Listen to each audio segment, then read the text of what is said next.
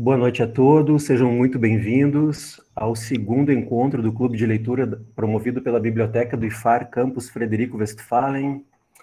Hoje a gente vai falar sobre a obra da Sociedade do Cansaço, do Byung-Chul Han, um autor sul-coreano. Essa obra é de 2015, ele trata de temas atuais, né? Então a gente trouxe essa obra para a gente conversar sobre ela.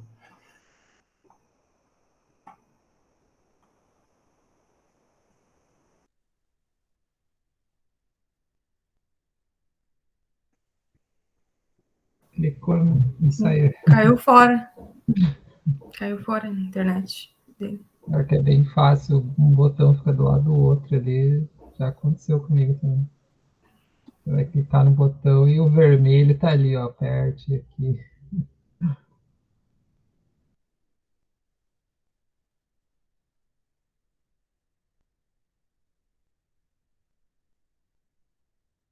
Alô, tá me ouvindo? Agora sim. Caiu aqui. Tá.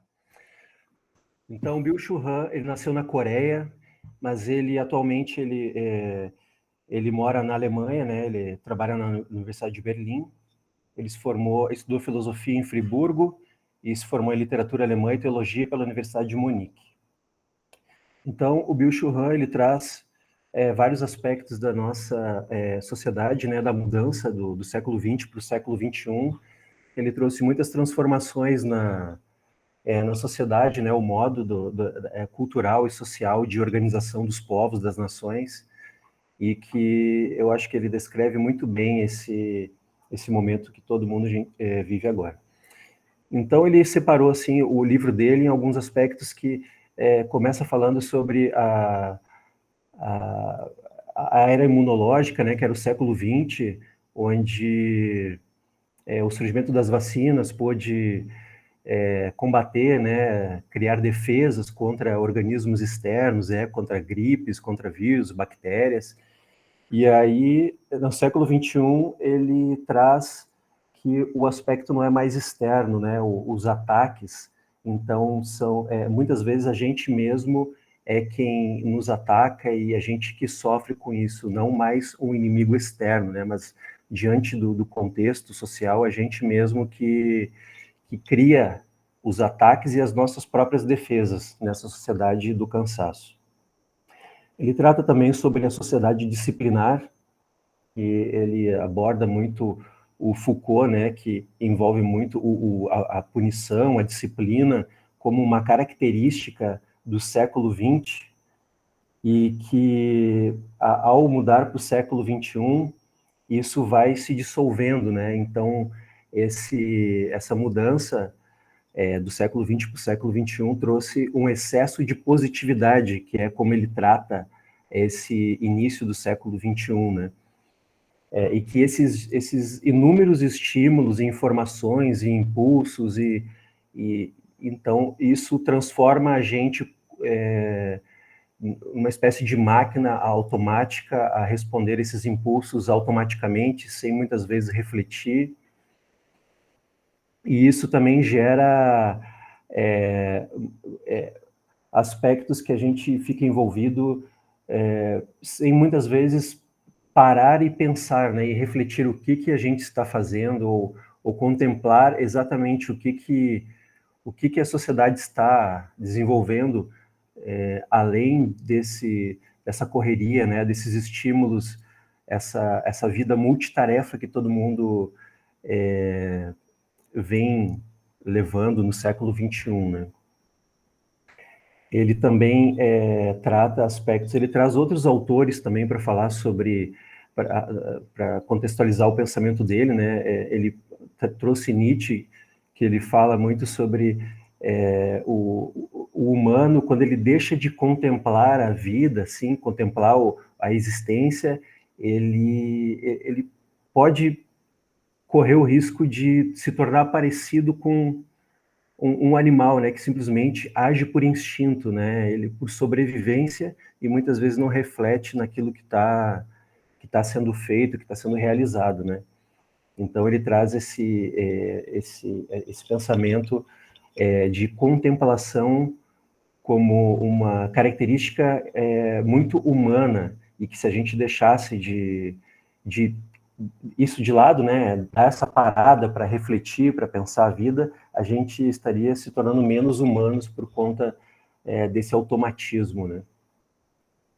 Ele fala também, ele traz uma abordagem de um livro do Herman Melville, O Caso de Birthday, que é sobre um autor que ele descreve mais ou menos o final assim do século XX.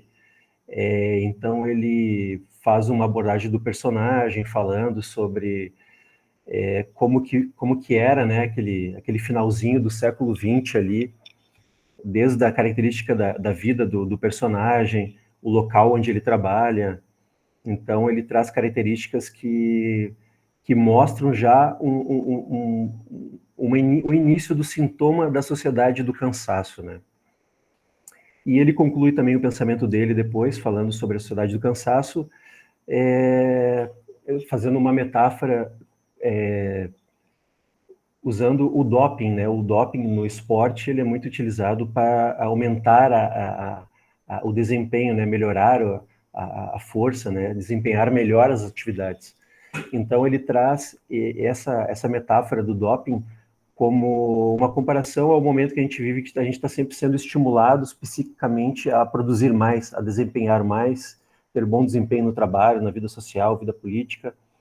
Então, e tudo isso aliado a um excesso de positividade vem trazendo danos, né, psíquicos para as pessoas, né? Vários transtornos psiquiátricos, eles vêm acontecendo, né? E essa sociedade do cansaço fica bem evidente na obra dele que o explorado e o explorador é a mesma pessoa, né? Somos nós mesmos dentro desse mecanismo todo de funcionamento na sociedade do cansaço. Eu não sei se vocês tiveram a mesma impressão que eu sobre isso. Sim, sim. Enquanto eu lia também, teve algumas partes que eu tive que ler mais de uma vez, né? Que ficou um pouco confuso, mas eu concordo muito com a tua perspectiva. E eu achei algumas citações muito interessantes também, que eu até anotei aqui. Até anotei uma aqui, eu vou ler ela. Deliberadamente, faz-se um pouco de autoviolência para proteger-se de uma violência ainda maior, que seria mortal. Essa parte aqui eu achei muito interessante, porque é verdade, né? A gente se automutila por dentro, vamos dizer assim, na nossa mente, a gente já sabe o que pode acontecer e a gente já acelera esse processo para não sofrer quando chegar o momento. Eu achei muito interessante essa parte. E muitas outras também, em todos os capítulos. Eu concordo com todas as partes que você, Frederico, falou, então não tenho muito assim para acrescentar, só mais essa parte aqui que eu acabei de ler agora. E tem outras também, quando chegar o momento eu falo.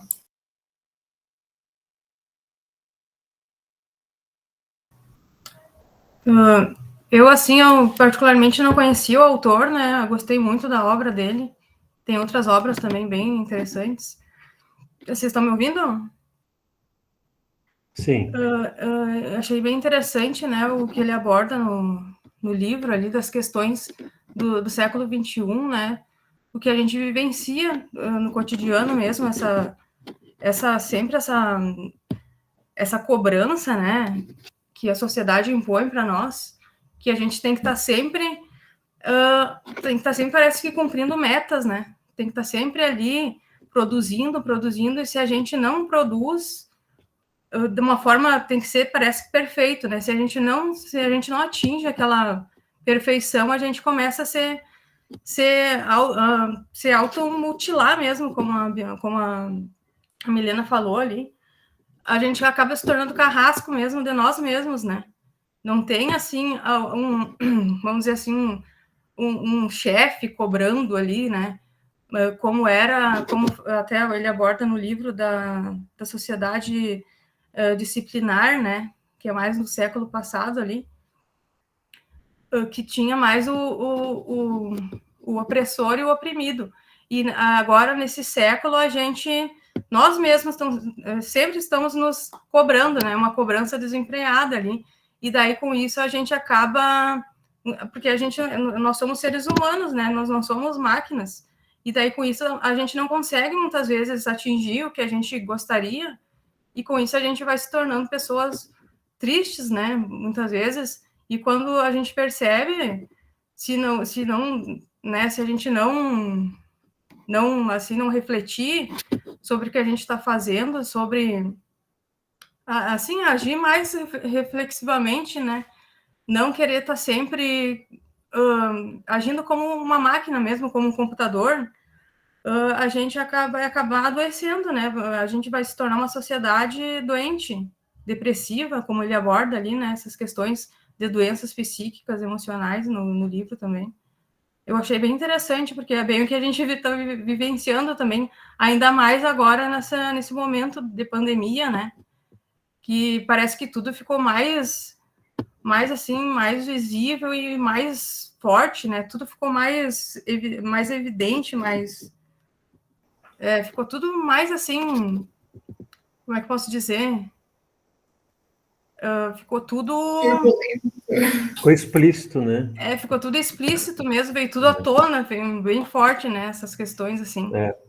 Eu acho legal também que esse comparativo, né, da negatividade com a positividade, né?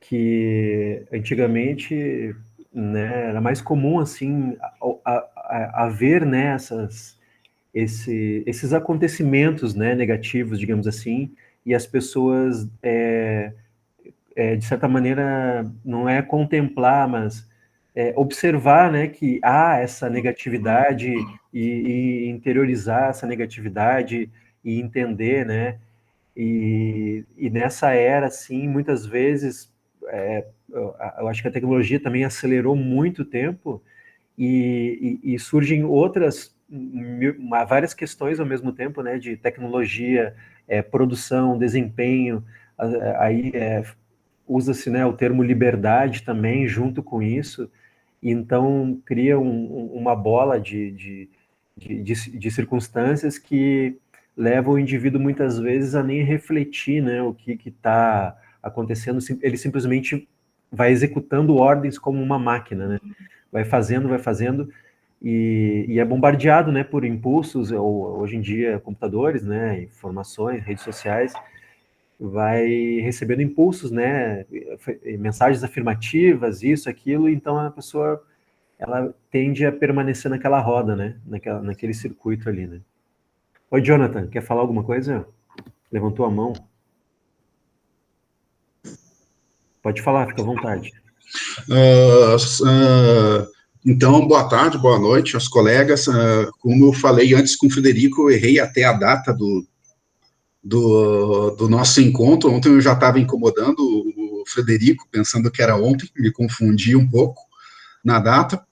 Aí eu fiz uma leitura rápida, por causa que eu errei a data do livro, tive uma dificuldade grande no capítulo 1, mas depois os próximos capítulos foi dando para compreender melhor o livro. E pegando um gancho do que a colega Karina falou, acho que a minha fala que vai ser uma continuação da dela, bem semelhante à dela. O que eu notei muito nesse livro foi a questão de como o homem multitarefa ele é comparado com um animal selvagem, né? Um animal selvagem, ele tem que cuidar da prole, arranjar comida, se defender de ameaças de outros animais e do homem também. E como ele faz, achei muito legal essa comparação do homem multitarefa com essa questão dos animais selvagens. E será que isso não fica uma reflexão para a gente, se a nossa vida multitarefa, se a gente está sendo comparado à atuação dos animais, não é uma forma de viver que meio que desumaniza a gente? Essa é a reflexão que a gente pode na minha opinião, né? Não sei. Não, é bem isso mesmo. Tanto é que depois no um outro capítulo ali, eu não me lembro exatamente qual, que ele fala, né, da vida contemplativa, né, que isso é uma característica humana. Os animais, eles não têm essa capacidade, né, de parar e pensar e refletir a vida, eles simplesmente agem por sobrevivência, né? Então, mas muitas vezes, né, em várias sociedades, as pessoas, elas vivem nesse automatismo e talvez nesse modo de ver do autor se assemelham a essa característica que os animais têm, né? Isso, de certo modo, é um pouco preocupante, né?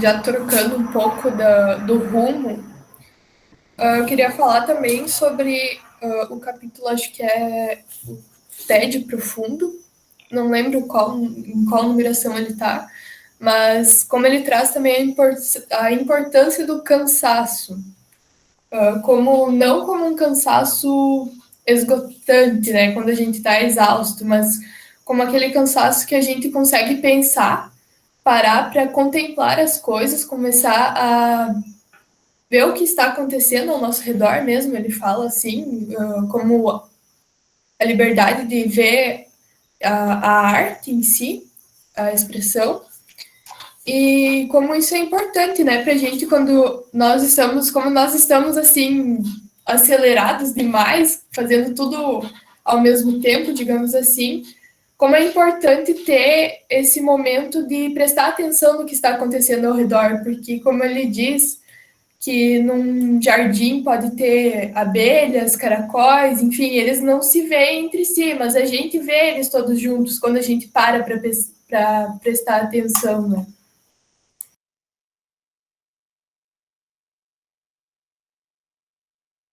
Sim, bem isso mesmo. Eu acho legal eu gostei também muito da maneira como ele trouxe, né, esse assunto, assim, a abordagem que ele utilizou, né, trazendo ele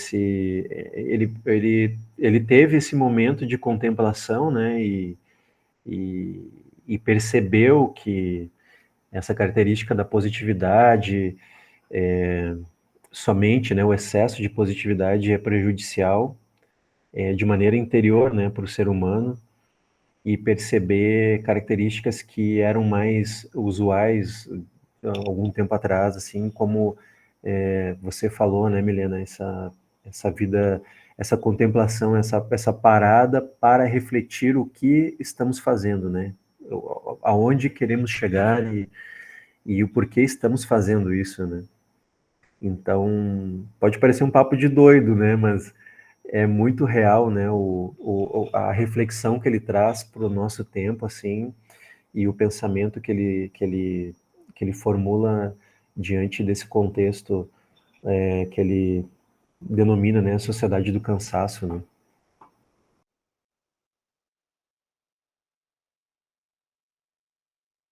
Eu achei muito interessante porque o livro em si, como ele trata da positividade e da negatividade, a gente está acostumado a ver as pessoas falando, vamos ser mais positivos, né?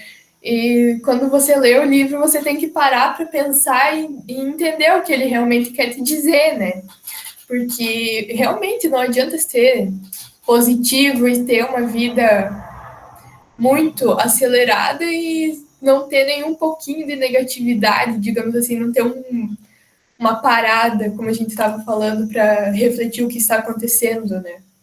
Eu achei muito interessante essa parte, porque realmente eu tive que parar um pouco para entender o que ele estava querendo nos dizer, e é isso. É muito bom ele trazer assim, né?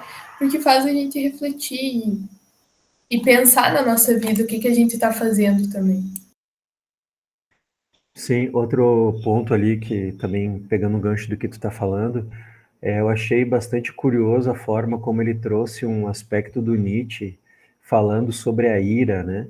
Ele falou que a ira é um momento onde ocorrem mudanças, né? Então, há uma certa parada naquele momento para uma espécie de observação, né, uma contemplação, e ao mesmo tempo há essa busca pela mudança através dessa parada que ele usou, né, o momento de ira, né, do ser humano, né, ele viu isso como uma característica muito humana, né, e que, de certa maneira, traz mudanças, né, conforme o contexto que ele trouxe na obra, né. Sim, tudo traz uma evolução para nós mesmos, né? Quando a gente para pensar na ira mesmo, quando ele trouxe, a gente já logo percebe que quando a gente está bravo com alguma coisa ou algo que a gente fez mesmo, a gente percebe e quer mudar isso, né?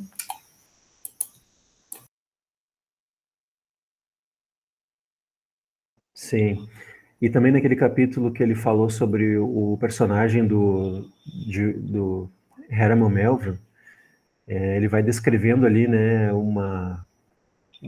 ele vai fazendo uma descrição da onde ele trabalha, da atividade que aquele personagem executa, né, como que ele executa, coisas que acontecem ao redor dele e descrições que ele observa, né, no personagem, no contexto da obra ali, e também características próprias do personagem, né? Então, eu não sei, eu fiquei com a impressão também que ele já estava, além de descrever essa sociedade disciplinar, né, que, que, que ele identificou no livro, ao mesmo tempo tinha também elementos ali já presentes da sociedade do cansaço, né, um pouquinho. Então, achei bem legal também esse contexto que ele traz, assim, justamente para formular o pensamento do autor, né? Pode falar, Jonathan.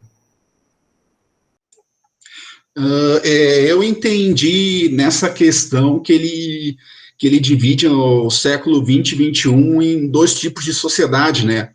A do século XX, ele meio que descreve o que o Foucault fala, que é uma sociedade de controle, uma sociedade de regras. E a nossa sociedade do século XXI é uma sociedade do desempenho, né? Aí que advém o nosso cansaço, né? Nós mesmos nos cobramos da questão de performance, mas sem terminar completamente com controle, né? Se prioriza o desempenho, mas sem terminar totalmente o controle. E vou ler aqui uma questão, um trecho aqui do livro, vou fazer aqui uma citação muito boa dele. Ele está meio que descrevendo o que ele entende sobre o que Nietzsche falou de vida contemplativa em relação à vida ativa. Eu achei muito interessante. Muitas vezes a gente entende uma pessoa que é ativa como uma pessoa livre, uma pessoa descolada, mas olha só o que ele escreve.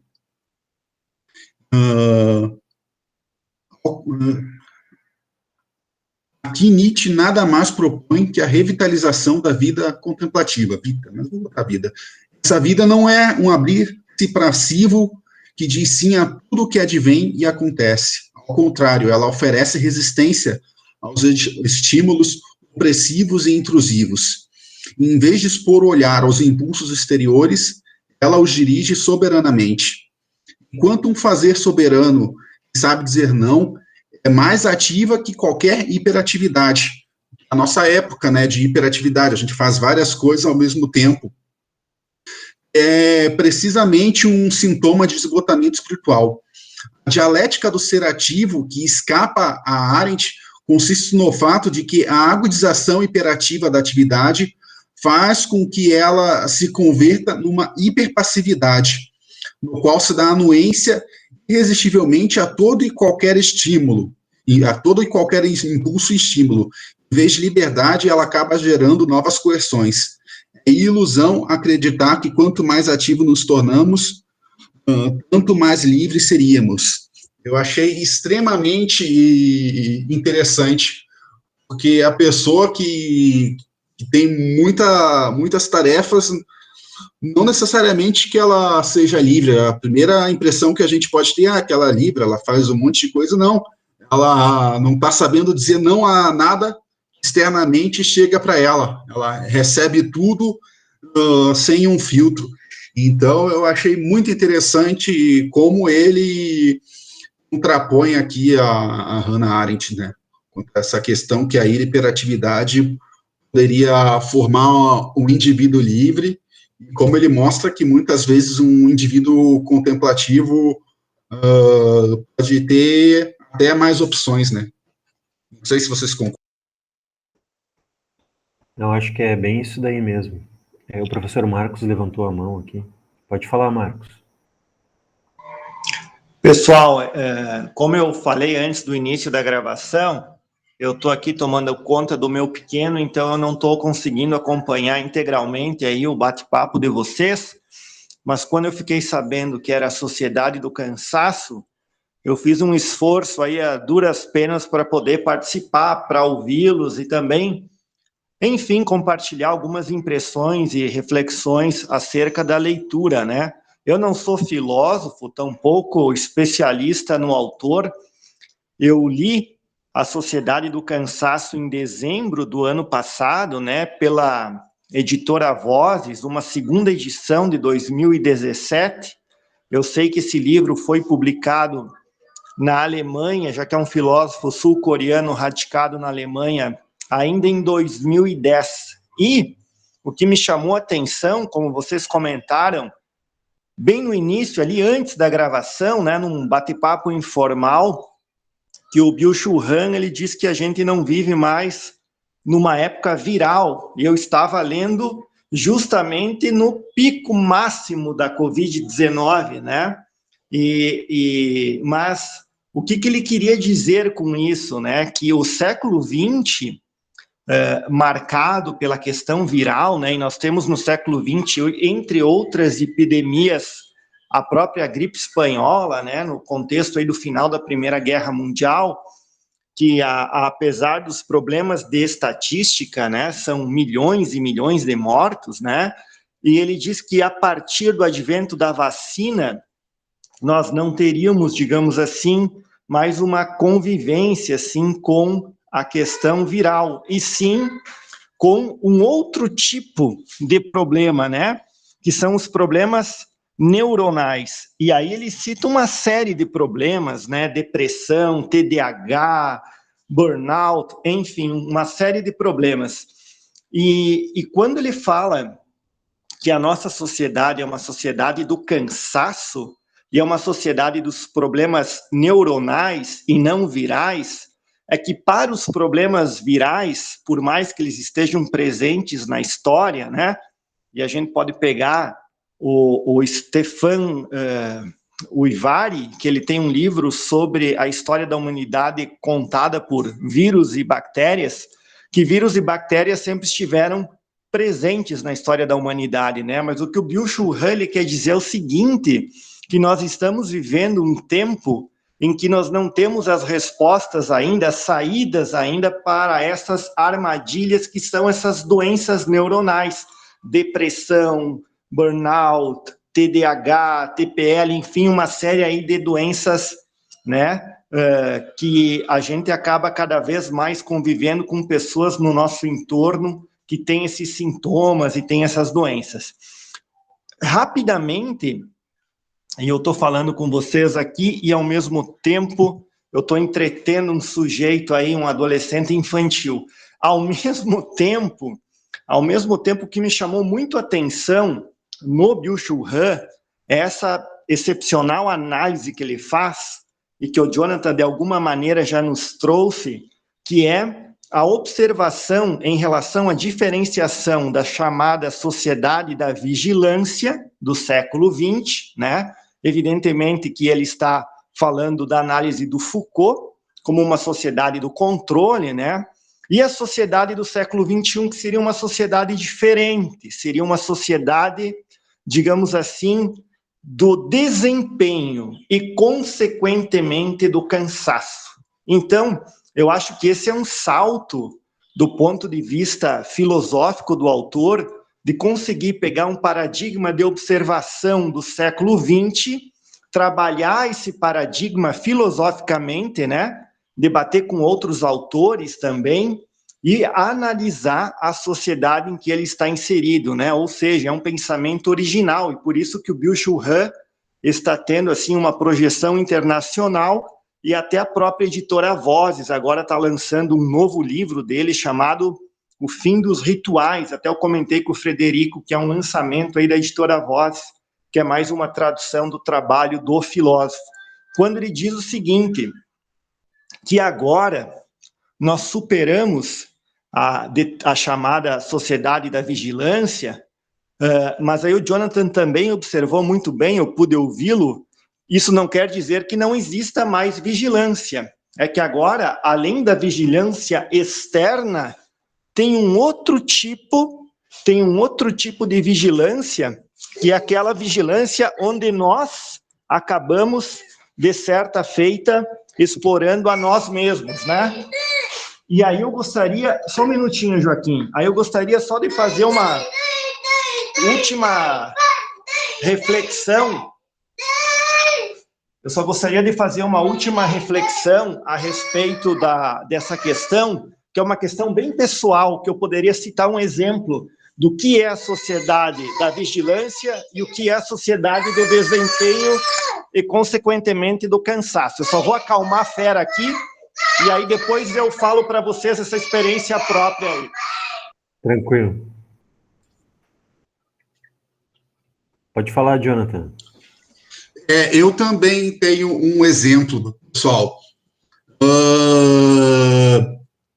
Quando, na época lá da Constituição de 88, os nossos princípios administrativos, para nós que somos servidores públicos, era o limpo, um mudo, a legalidade, a impessoalidade, a moralidade e a publicidade.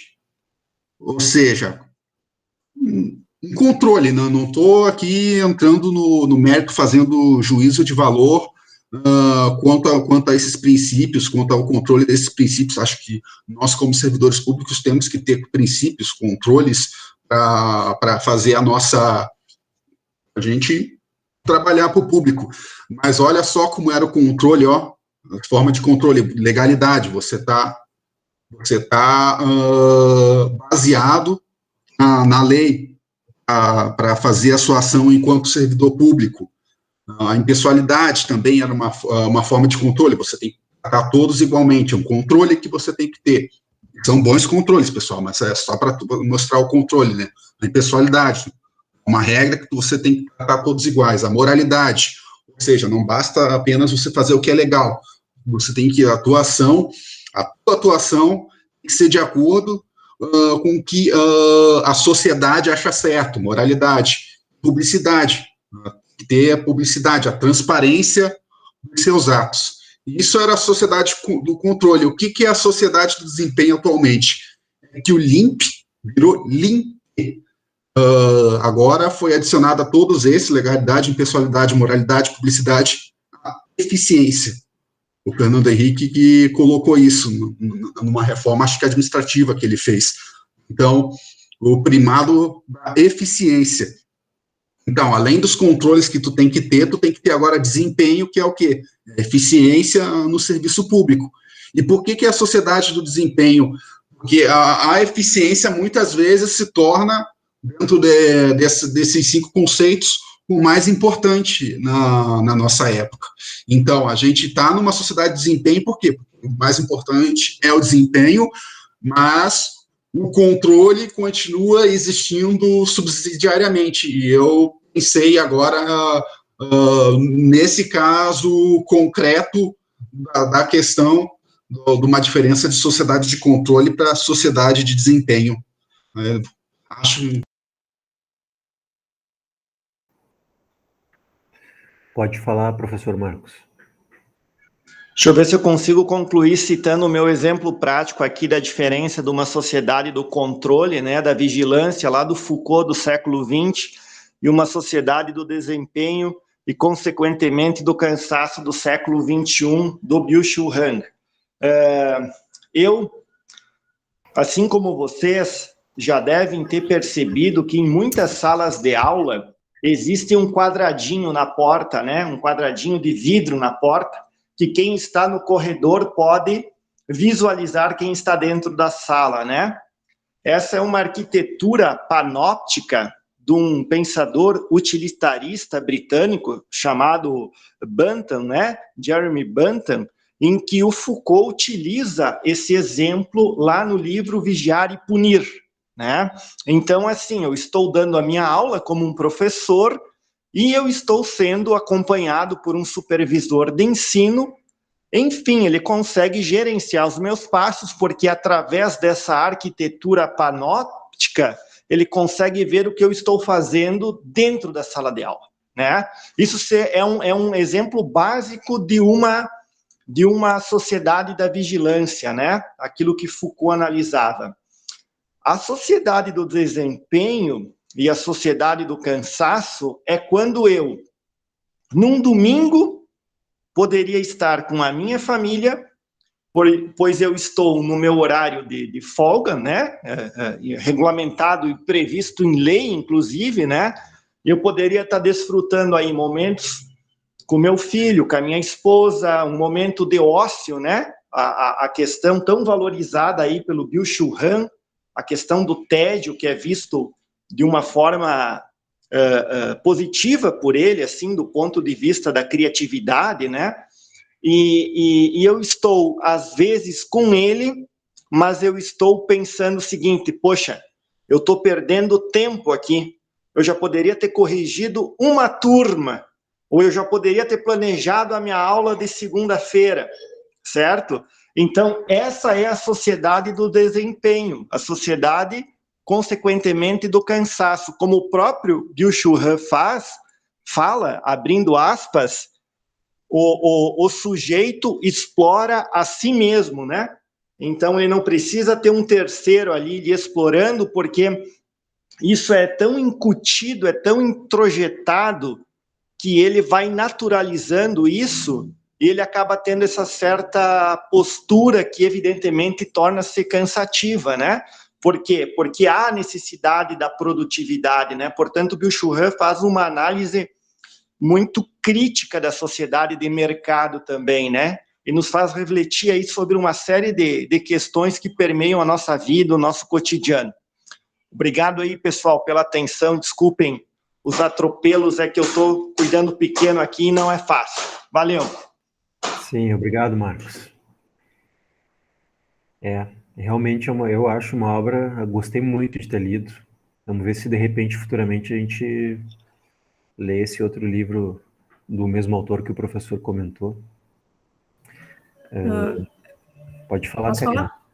Não, ali, ainda sobre o que o professor Marcos estava falando, né, daquela parte que o autor fala sobre o tédio, né, achei bem interessante, porque é no tédio, né, nós somos seres humanos, a gente tem que ter um período de lazer, né, de ócio ali, porque a gente não é robô, né, nós não somos robôs, máquinas, e então a importância do tédio para o tédio criativo, né, como também é abordado ali, para a gente se humanizar mesmo, né, se humanizar, para a gente contemplar o momento, viver o momento, porque senão a gente, como o professor falou ali, às vezes tá com a tua família ali e tá pensando, eu poderia estar fazendo outra coisa, né? Poderia estar adiantando alguma coisa do trabalho, poderia estar estudando, aí acaba não contemplando o momento, como vocês também estão falando, né?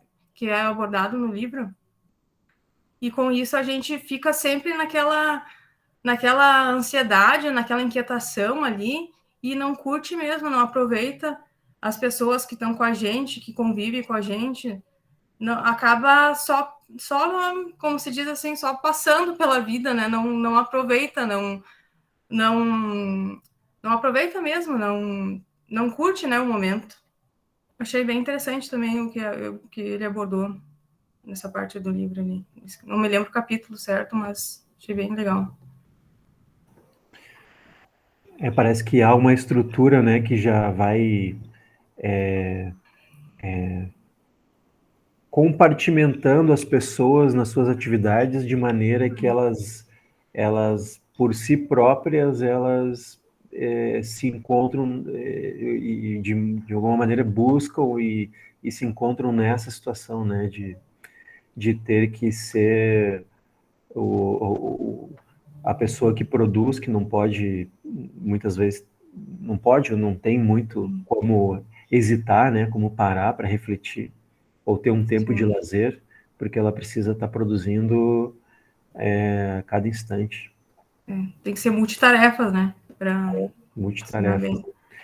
É engraçado, né, porque esse discurso, esse multitarefa, muitas vezes ele vem, ele quando é trazido assim pelos meios de comunicação, né, ele é trazido como uma coisa muito sedutora, né, multitarefa, ou a pessoa que sabe desempenhar muitas atividades, muitas funções, e há um efeito nocivo na mente de algumas pessoas de que isso seria algo a ser alcançado, né, como um padrão de normalidade dentro da sociedade, né? Verdade. E se a gente não para pensar, a gente acaba realmente virando máquinas, né? Bem, eu acho que a gente conversou bastante, né, pessoal? Já vai ser 8 horas.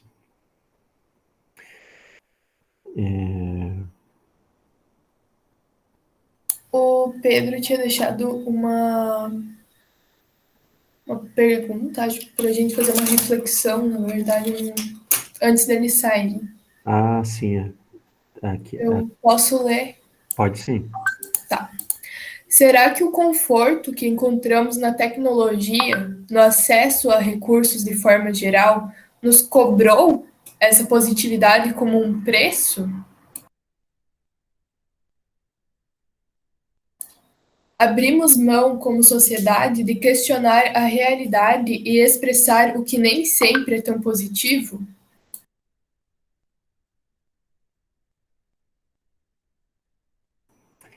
São questões importantes, né? Assim como o professor Marcos falou, eu não, eu li o livro, né? Eu não entendo profundamente filosofias, assim, ou questões muito filosóficas, né? Mas são questões que ele traz, assim, que são pertinentes diante do que o autor expôs no livro, né? E que é uma reflexão bem importante, realmente. É como se, não sei, tem um ditado, né, que dá com uma mão, tira com a outra, alguma coisa assim, né? Então, de certa maneira, parece que, ao mesmo tempo, a pergunta dele, né, a gente ganha uma tecnologia, pode fazer um monte de coisa sem sair de casa, mas, ao mesmo tempo, ó, tu vai ter isso, mas, de repente, agora você vai se tornar parecido com isso também, né? Pode falar, Jonathan, e professor depois também. Não, o professor Marcos pode falar primeiro, porque como ele está com a criança, se ele está conseguindo falar agora, deixa ele falar primeiro. Beleza, obrigado. Não, rapidamente, talvez não seja uma resposta à pergunta do professor Pedro, né? Até porque é uma pergunta bem complexa que exigiria um conhecimento mais amplo do pensamento do Byung-Chul Han para poder tecer aí alguns comentários mais razoáveis sobre a questão. Mas aí fica uma dica de leitura, está na minha fila aqui de livros para ler, depois dos Três Porquinhos e a Branca de Neve, essas historinhas aqui pro meu filho, eu tenho uns outros livrinhos aqui que estão na fila, e um deles se chama No Enxame. No Enxame é um livro do Byung-Chul Han, também da editora Vozes, e que ele trabalha especificamente essa questão que o Pedro levantou, a questão das redes sociais, do advento da internet, as mudanças que elas tiveram na percepção que a gente tem em relação à realidade social e na própria convivência social, né? Então, só passar essa dica de leitura, que eu acredito que esse livro, No Enxame, do Byung-Chul Han, Editora Vozes possa, de alguma maneira, nos auxiliar aí a pensar, refletir melhor sobre essa pergunta.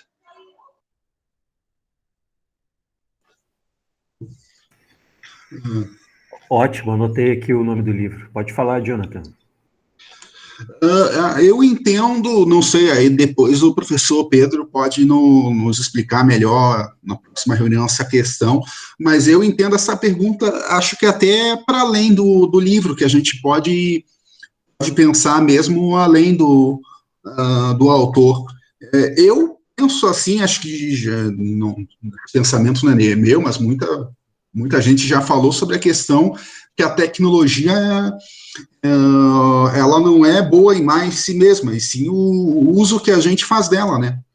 O avião fez com que a gente se deslocasse bem mais rápido, mas depois se tornou a principal arma de guerra desde da Segunda Guerra Mundial, por exemplo. A Alemanha usou a força aérea dela como a principal arma de guerra, junto com os tanques, visto que não tinha uma marinha tão desenvolvida. Então, é o uso que a gente faz dela. E creio que sim, o professor falou que de forma... E as novas tecnologias nos cobraram um preço, sim. Antigamente, o que tinha? Era um telefone, e era muito cara, a tecnologia muito cara, então... do que era só, a maioria, em vários países, o sistema de telecomunicação era comandada pelos estados, ou seja, pelos governos. Por quê? Porque era uma tecnologia muito cara, então a iniciativa privada não tinha muito interesse em investir numa tecnologia tão cara. Então, nos Estados Unidos tinha a American Telephone, Telegraph, no Brasil tinha o sistema Telebrás. Aí depois a tecnologia do telefone ficou mais barata e todo mundo pôde ter telefone. Aí depois teve a tecnologia do celular, tirou um pouco mais da nossa liberdade, mas você poderia dizer, fiquei sem sinal, não tinha crédito, não tinha como ligar. Não sei se é da época de vocês, da minha época, que as pessoas falavam 1 segundo no telefone, toda essa época. E com o aumento da tecnologia, agora a gente tem WhatsApp, tem Telegram, então não há mais desculpa para a gente estar offline, né? Então, esse foi o preço que as novas tecnologias criaram para a gente. Quando a gente fica offline, é porque a gente realmente não quis responder naquele momento, né? A determinada demanda, e tem um ônus e o bônus disso, né? Sim, eu também sou do tempo da ficha telefônica, Jonathan, de usar no orelhão, que a gente chamava de orelhão. E era contado os minutos, né? Tipo, uma fichinha, não me lembro se era 1 minuto, tinha para falar, né? Era super rápido, né? Então tinha esse aspecto da negatividade presente na própria tecnologia da época, né? Esse tipo de controle, né? De acesso a esse tipo de recurso de comunicação, pelo menos, né? E eu queria comentar também aqui a outra pergunta dele: abrimos mão como sociedade de questionar a realidade e expressar o que nem sempre é tão positivo? Eu me lembro que alguns eventos recentemente, não nem tão recentemente, mas um pouco já desse século, né? Algumas expressões artísticas, né, ou manifestações políticas ou culturais, que elas, de certa maneira, assim, claro, com características diferentes, né, linguagens diferentes, mas eu acho que elas, muitas vezes, foram e ainda são utilizadas como um meio, né, de questionar a própria realidade, né. Então, quando você vai ver uma exposição ou participar de algum evento cultural, né, ou sei lá, político também, você, de certa maneira, você está questionando a realidade, né? Mas como é muita informação, é muito conteúdo, é atenção para todos os lados, né? Hoje em dia é uma guerra de atenção, né? Todo mundo querendo pegar o teu tempo para gerar monetizar o teu tempo, né? Então, essas manifestações, elas tenderam a se diluir, né, um pouquinho, assim, no meio dessa massa de informações, de dados, de comunicação. Então, muitas vezes, o que antes eram vozes mais perceptíveis, né, mais claras para a gente, assim, desses tipos de manifestações, pelo menos, hoje já não é tão expressivo, né? Assim, tá tudo muito na rede, e na rede de internet tem muita conteúdo de tudo quanto é tipo, então tudo se dilui, tudo fica mais ou menos igual e ganha, entre aspas, né? Aquele que retém mais a atenção do público, né? Esse é o considerado a pessoa de sucesso, né? Aquele que retém a atenção das pessoas, né? Mas não que ela use isso para questionar aquela realidade, né? Muitas vezes ela tenta usar alguns meios de comunicação, ou essa engrenagem usa para manter a própria engrenagem do sistema funcionando dessa maneira, né?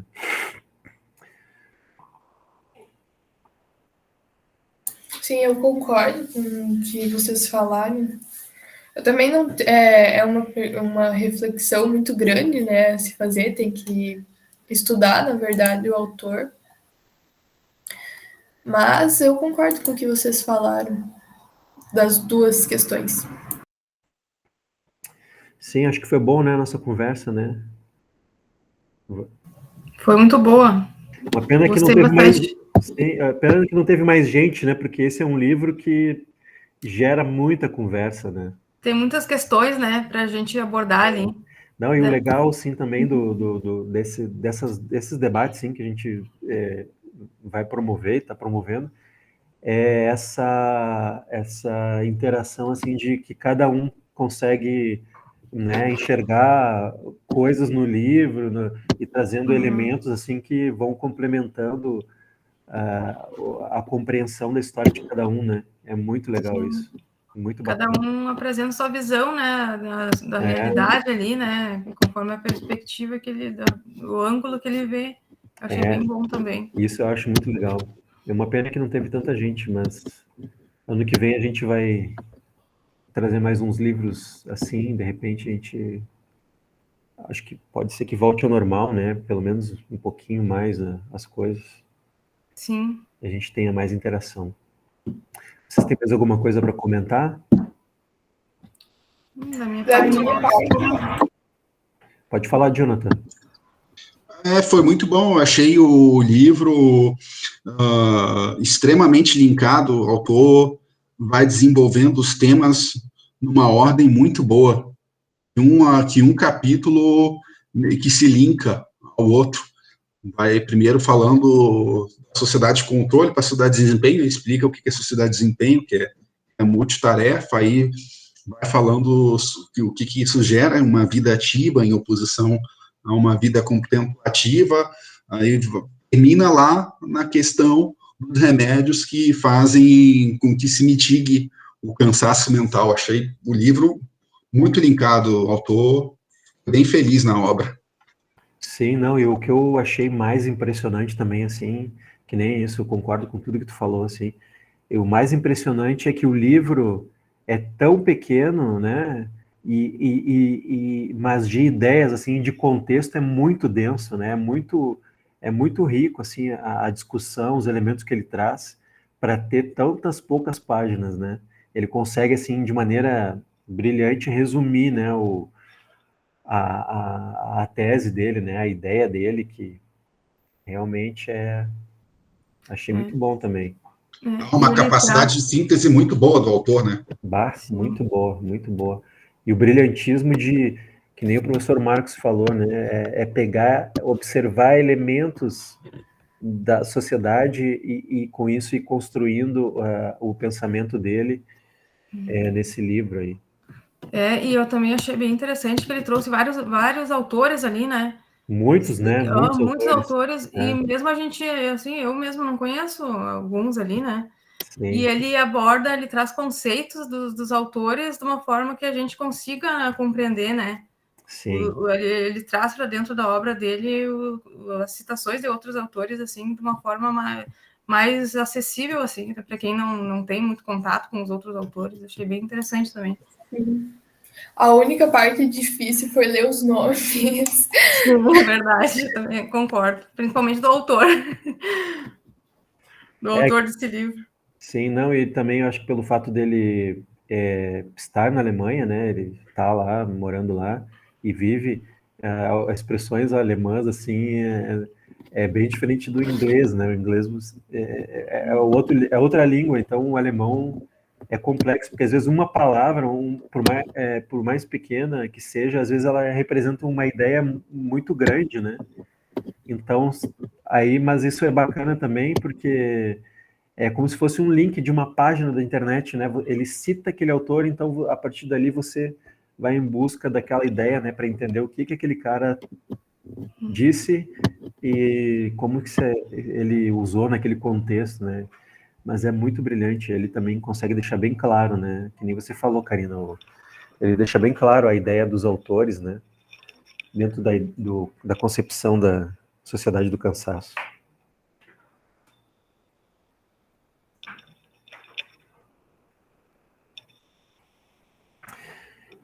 Então tá, pessoal, acho que é 8 horas, já dá para a gente ir encerrando. Agradeço a participação de todos vocês.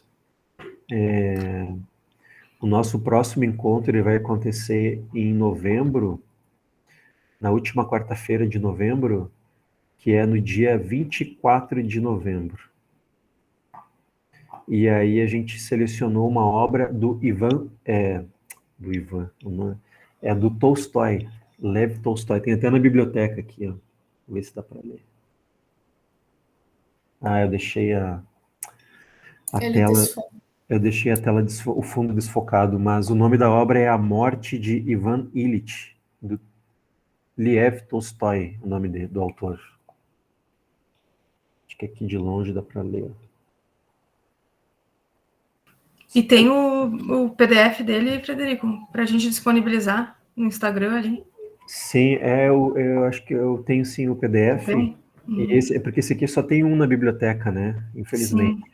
Mas eu tenho o PDF e a gente divulga o link para o pessoal. Sim. Então é isso, pessoal. Muito obrigado, boa noite. Então tá. Boa Até o noite. próximo encontro. Obrigada. Boa noite. Obrigado. Boa noite. Boa noite, colegas. Um abraço. Abraço. Tchau. Tchau. Tchau.